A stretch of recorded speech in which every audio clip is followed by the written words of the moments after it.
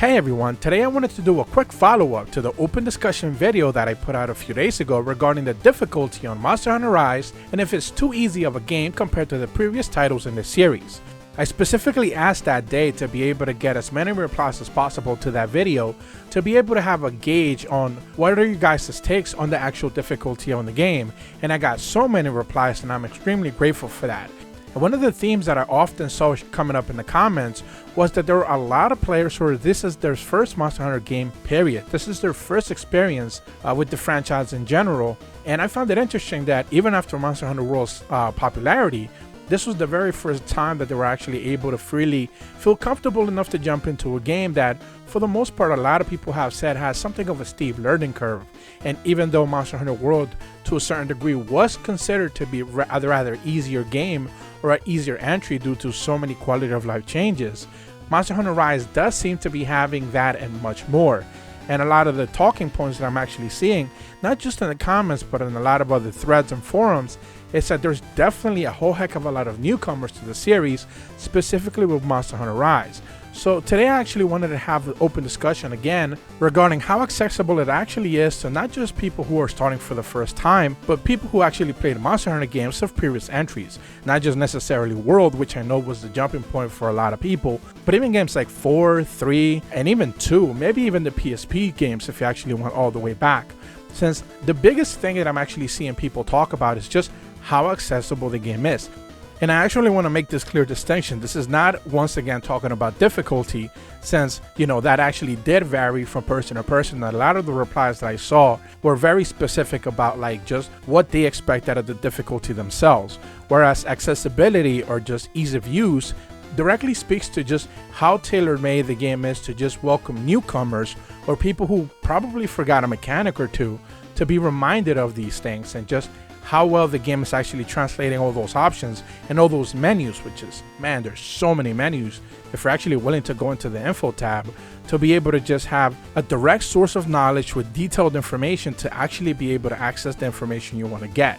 So for example, if you're a hammer player, being able to just access all the basic combos, or at the very least just some of the options that the game has available to you if you are using the hammer, I found that the tutorial information, just the basic info that they have, which is obviously not going into a lot of detail, it was just a really good entry point to just be able to have some of the information available for that specific weapon. So when you actually start to put it into the game's perspective, how newcomers actually perceive the game and how they actually approach it is one of the biggest draws into this game, I think. And one of the reasons why people are finding it to be successful is because so many players are able to just straight up pick a weapon, stick with it, and the game is actually tailoring their information that is presenting itself to just a weapon that you actually are going to be able to be using.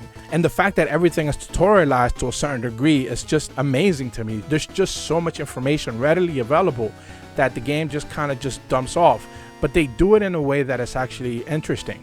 So for example, in the very first few quests that you actually get, you have Master Tsushi just kind of walking you through just basic movement, basic motion with the silk binds. They take you to the arena where they're basically teaching you how to be able to just handle and dealing with a monster.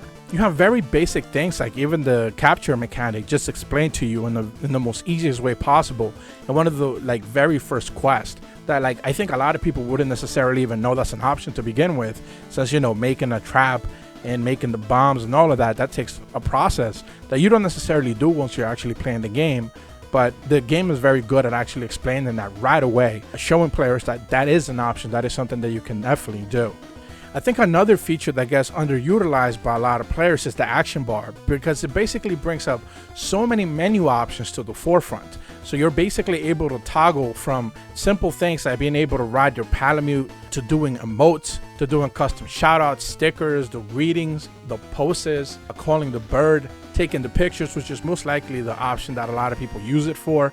You can actually move through the village. You can actually be able to just, that thing that you go into the menu for to just jump from one spot to another, you could just automatically do that. You could do the gestures. You could actually check your quest and pick your quest. So essentially, the second you drop from a quest, you go back to the village, you go into the quest board through the menu to the action menu and automatically jump into another quest. Because remember, you can actually eat back at the tent. So you don't even have to go to the box or anything like that. You finish a quest, you get right back into it from just the spot that you landed in. You don't have to talk to anyone, you don't have to do anything, but you could choose to do that if you actually want to. And it's one of those things, a lot of the older players are used to actually going through the motions of like, I'm gonna go to my inbox, I'm gonna eat, I'm gonna set up my weapons or whatever you're gonna do. But like, the game is so easily accessible now that it's just a couple of presses gets you right back into the hunt. It doesn't really waste your time unless you actually want to engage with the game like you used to traditionally. I guess it does feel like something of an extension to the radial menu, which just feels a little bit more expanded in and of itself.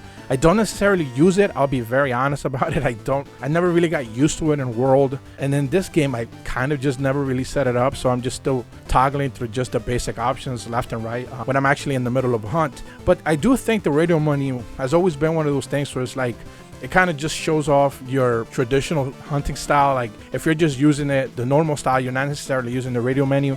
It's just like, because you're just so used to just playing the old way. Although it's very good for gunners. I do remember that in World I did use that for gunners because it was just so easier to be able to switch shots using that specific menu as it is with just, if I want to use a potion here and there or sharpen or anything like that. It's just easier for gunners, I think, but it's not necessarily something that, because I'm using the Instaglaive now, I don't find it useful, but it's actually something that I perhaps can train myself to actually get better at using as I keep playing forward. I think the auto crafting is another underutilized option and something that people don't necessarily think of it.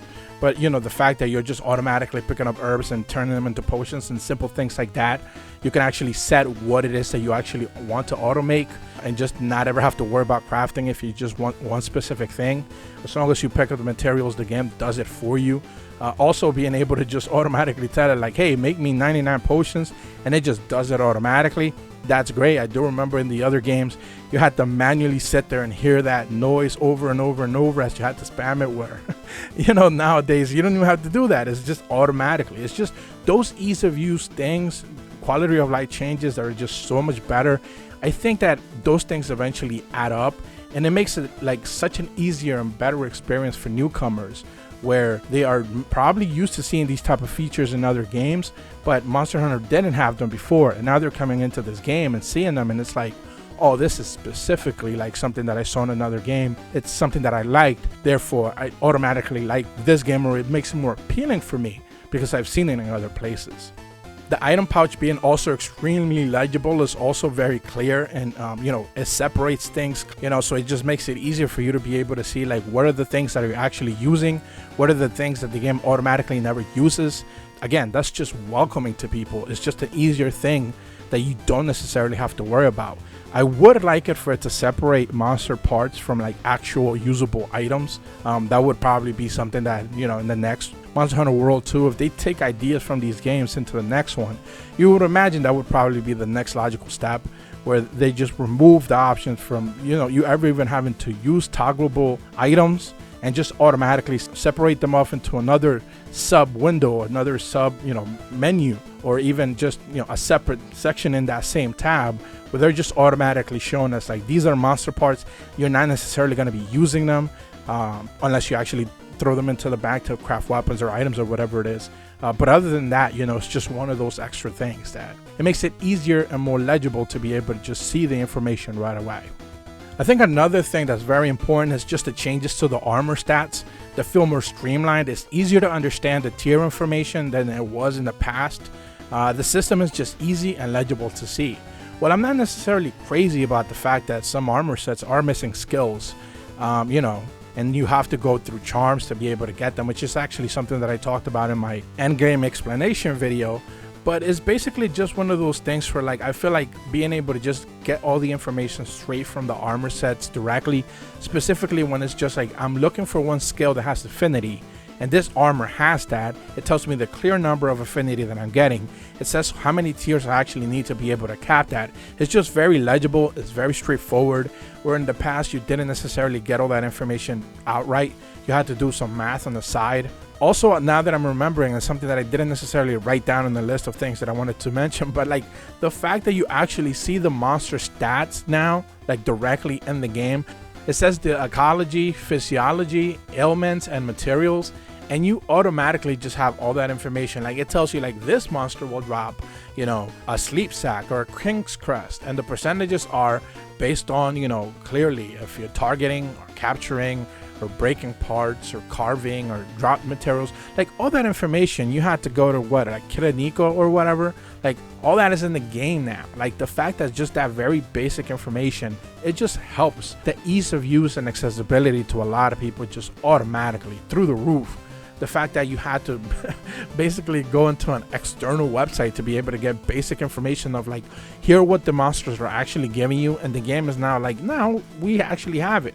And this is information that, you know, Capcom automatically had. I believe like even strategy guides back in the day would provide you this information, and you know, strategy guide information comes from the developers themselves. So they gave it to a publication at some point in time, and the publication decided to actually do a strategy guide with that information.